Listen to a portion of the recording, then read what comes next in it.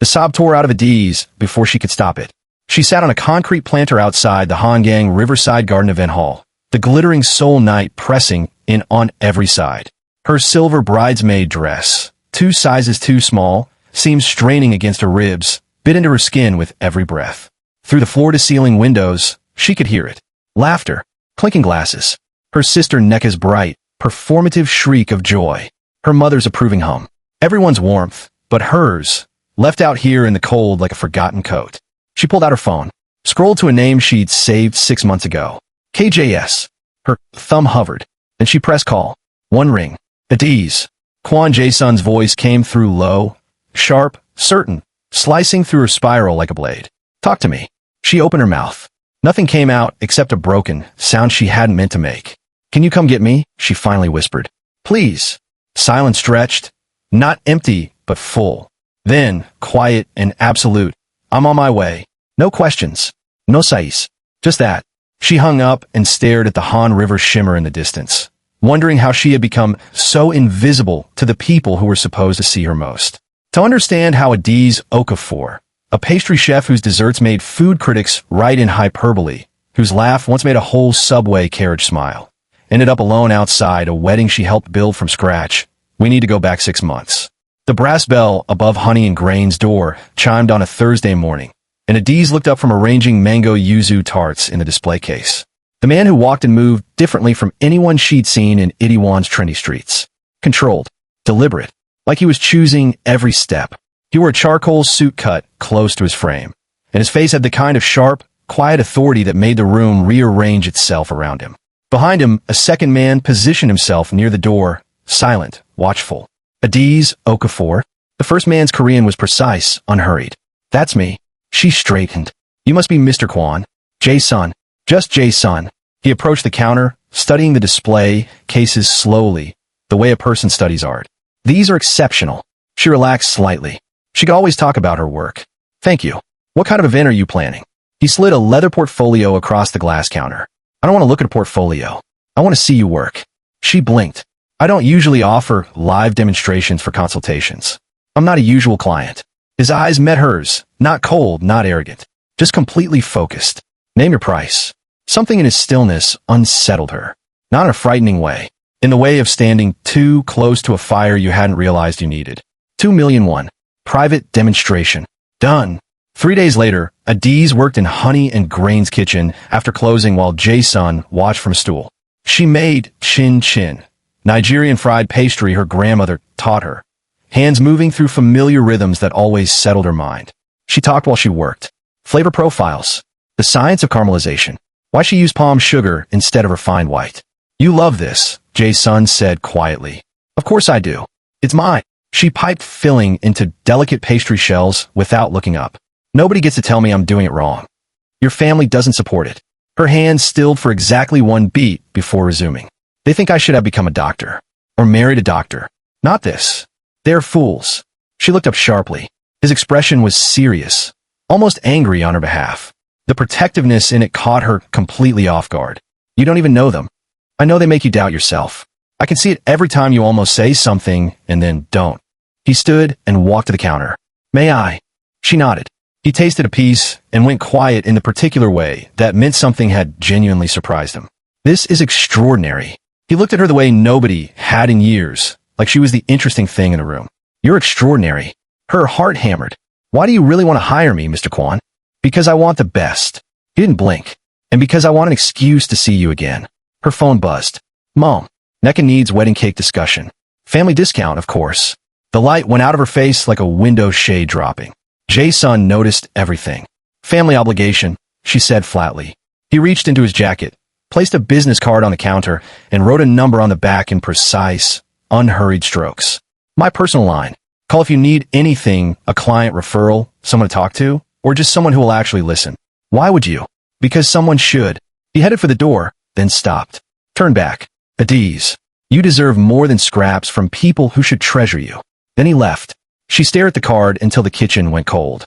2 months of phone calls that stretched past midnight. Texts that made her smile during brutal family dinners.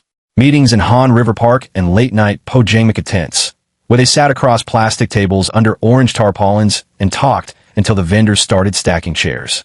But they hadn't named what this was. Then came the dinner that changed everything. Adaeze served homemade jollof rice and fried plantain at her family's rented apartment in Mapo, while her mother Chioma picked at it diplomatically and her father Emeka scrolled his phone. Adaeze, we're raising your rent, her father said without looking up. Market rate is higher now. You're raising it? Appa, I'm saving for my own place. If you spent less on plus-size boutiques and more on discipline, maybe you'd already have one. Her mother's voice was a surgical instrument. Her sister Nneka smirked from across the table. Her younger sister Tabena, 19 and obsessed with her social following, was already filming on her phone. I made 28 million won in revenue last year, Adaeze said quietly.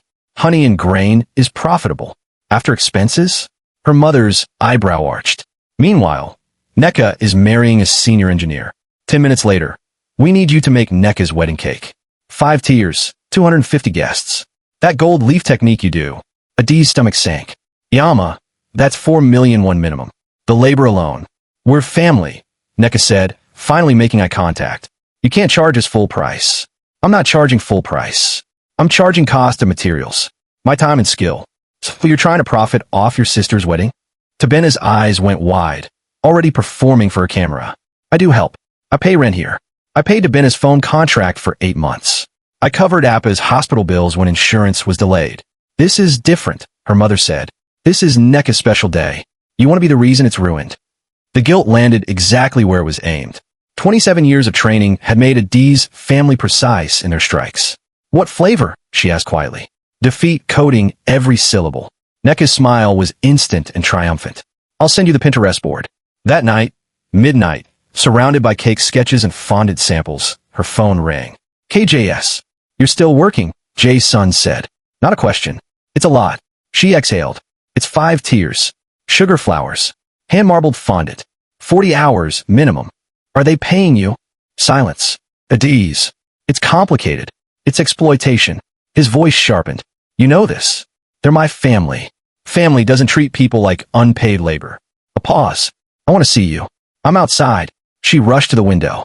A black Genesis GV80 sat at the curb, completely out of place on the apartment block street. You're insane, she whispered, but she was already grabbing her coat. They sat in the back seat in an underground parking structure near Uedo. He brought her favorite baricha from the tea house near her bakery. He remembered everything. I know you think this is temporary, Jay's son said, turning toward her, that I'll eventually decide you're more trouble than you're worth.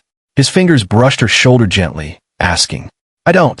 I've spent 2 months learning who you are, how you light up when you explain fermentation, how you remember every customer's dietary restrictions, how you give everything you have until there's nothing left. His eyes burned into hers. I see you, all of you, and I'm not leaving. Tears blurred her vision. You don't know what you're signing up for. My family will never touch you the way yours does. His voice dropped, dangerous and tender at once. Say the word. She should have asked more questions. About the men who followed him. About why people cleared paths when he entered rooms. About his work that he described only in careful, partial sentences. Instead, she leaned forward and kissed him.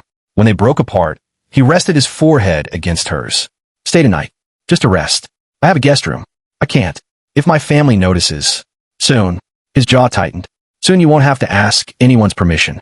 The wedding day arrived in a blaze of Seoul summer heat. Adaeze delivered the cake at dawn.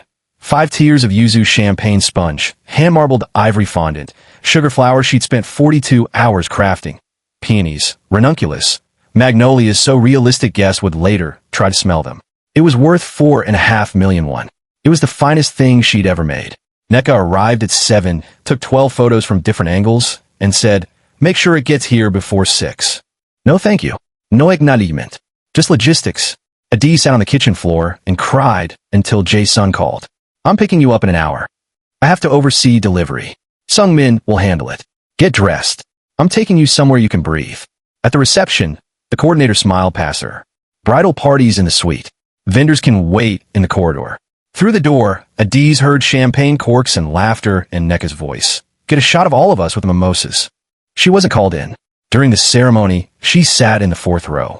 Her parents occupied the front, beaming. Her father walked Nneka down the aisle with a pride on his face Adaeze had never once received. The DJ's announcement. Parents of the bride, Emeka and Chioma Okafor. Applause. Maid of honor, Tabena Okafor. Cheers. A pause, and then another name. Someone else's name. Adaeze wasn't announced.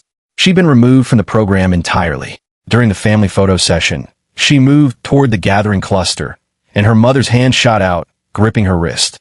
Not you, Chioma hissed. These are going on the website. We needed to look cohesive. I'm your daughter. Her father stepped closer, voice low. Adaeze, don't do this. You know how you photograph. How you photograph. She understood exactly what that meant. Too dark. Too large. Too much. Too wrong. She backed away before anyone could see her face collapse. Made it outside before the first sob hit. She was slumped against a concrete planter when her parents found her. Not to comfort her, but to deliver one final blow.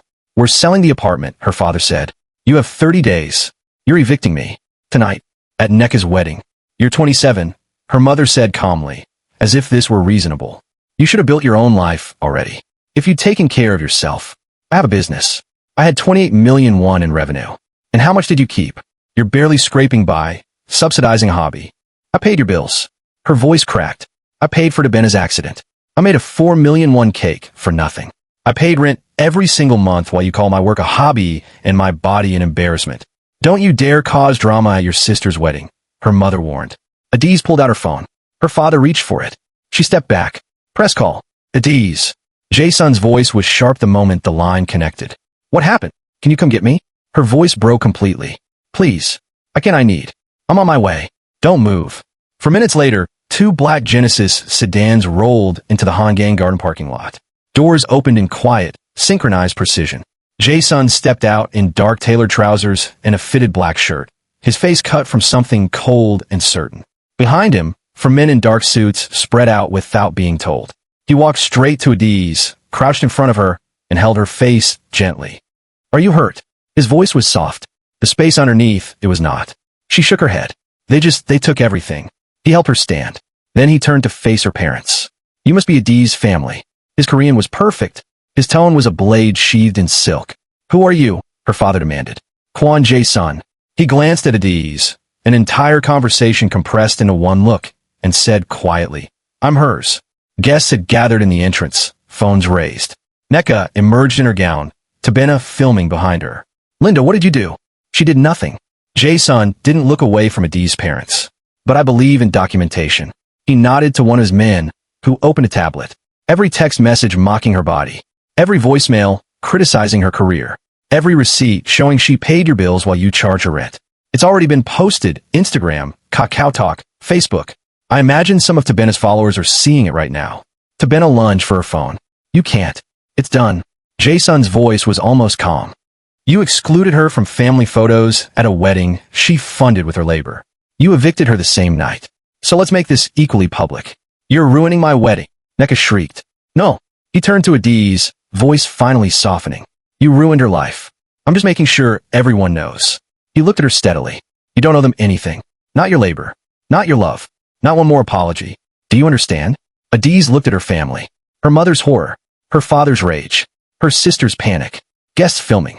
The reality of 27 years finally solidifying into something she could see clearly and name. And she found her voice. I'm done, she said. Clearly. Steadily. Despite the tears still on her cheeks. I'm done shrinking myself to fit into spaces that were never actually made for me.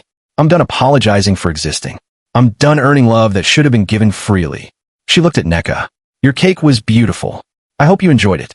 That's the last thing I'll ever make for you. To Tabena, delete my number. To her parents, I'll have my things out in 3 days. You'll never have to be embarrassed by me again. Her father's face purpled. If you walk out with that man. Then I walk out, Adaeze said simply. And I'll finally be free. Jae-sun guided her toward the car. Before she got in, she turned back one last time. Her family stood in a tight cluster, surrounded by guests and glowing phone screens. Her mother looked not devastated because she'd hurt her daughter, but because she'd been seen doing it. Her father was already trying to manage the crowd. They looked small. For the first time in her life, Adaeze didn't feel sorry for them. Ready? Jae-sun asked softly. She nodded. The car was quiet luxury, leather, ambient light, complete stillness. He took her hand and said nothing. Just drew slow circles on her palm with his thumb and let her breathe. As Seoul's lights passed the windows, she watched her family disappear in the rearview mirror until there was nothing left to see. 3 weeks later, Adaeze woke in a room with floor-to-ceiling windows overlooking the Han River. The bedroom was twice the size of anything she'd ever had. And the closet was full of clothes in her actual size. Beautiful, expensive clothes, commissioned from designers who understood what luxury in a size 18 actually looked like. She padded to the kitchen in silk pajamas and found Jae-sun making coffee, a magazine on the counter. Seoul Table, Korea's most-read food publication. Her face on the cover, beside a glossy photo of her black sesame and passion fruit entree met. The headline, Honey and Grain, the pastry chef redefining Seoul's dessert scene. Morning, Jae-sun said, smiling the quiet, private way that was only ever for her. She picked up the magazine, studied her own face, her own smile. Unguarded, genuine, the real one that used to come out only alone in the kitchen at 2 a.m. You okay? He asked. Yeah, she said, and meant it from somewhere deep and solid. I really am. He came around the counter and pulled her in. She leaned against his chest, finally understanding the difference between being tolerated and being treasured, between performing enough and simply being chosen. I want you to meet my family next week, he said into her hair. Her heart skipped. Your family? The people I chose. Not blood. He kissed her forehead. They're going to love you. How could they not? She closed her eyes. Outside, Seoul moved and hummed and shone. And for the first time in her life, Adaeze Okafor wasn't surviving it. She was living in it. If this story reminded you that you are allowed to leave rooms that diminish you, that the right person will love you without a list of conditions, hit that subscribe button and turn on notifications. I tell stories about women who are protected, cherished, and loved fiercely, no matter their size, their background, or where they come from. Drop a comment below. Would you have made that call? Or would you have kept showing up for people who never once showed up for you? Let's talk about it. And if this hit close to home, share it with someone who needs to hear it today. Like this video, it helps more people find stories like this one.